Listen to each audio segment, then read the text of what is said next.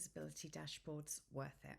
Well, let's dive into that. First, I want to dispel a massive myth, and that is that AI search works in a predictable manner like we have seen with Google over the last 10 to 15 years or so.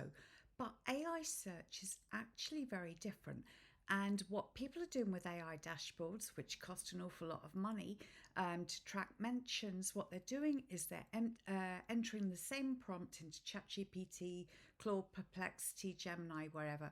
They're asking the same question of these prompts in these AI engines, and they're asking a long tail keyword such as what is the best, blah de blah for what. But that isn't how AI search actually works. And for those of you who are using AI day after day after day, and you're probably using it a bit like me, partially for your business, partially because you've woken up at 2 o'clock in the morning and you're worried about your dog and you just want to talk through with it to somebody, you're doing all sorts of things. And so you've got this conversational thing going on with ChatGPT.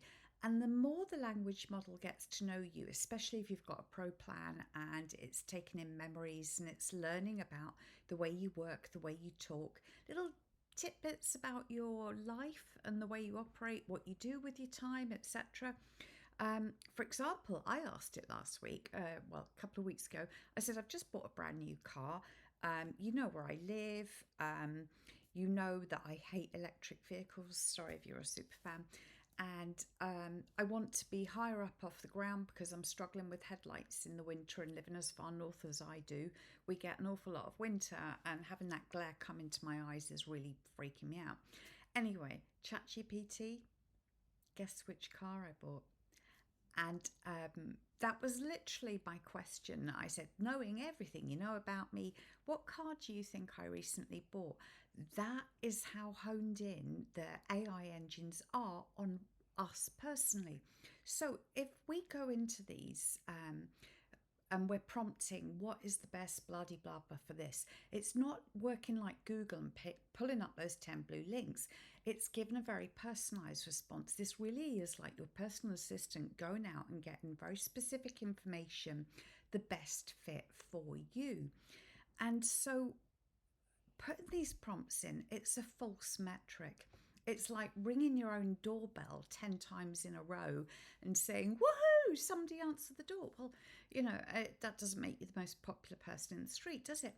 And the thing is, with these prompts that have been put into these mentions and AI visibility tracking dashboards, is they're not replicating what a real user is saying to ChatGPT in this conversational manner.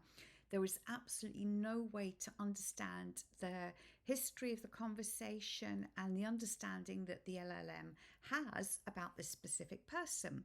For example, I could go on to ChatGPT later and I could say, I'm looking for a business coach. Who do you think could be great for me? Now, it's not going to come up with Marie Forleo or Tony Robbins or any of the other big ones that have dominated the Google search results. Because it knows me, it's going to advise somebody very specific to me, knowing what my goals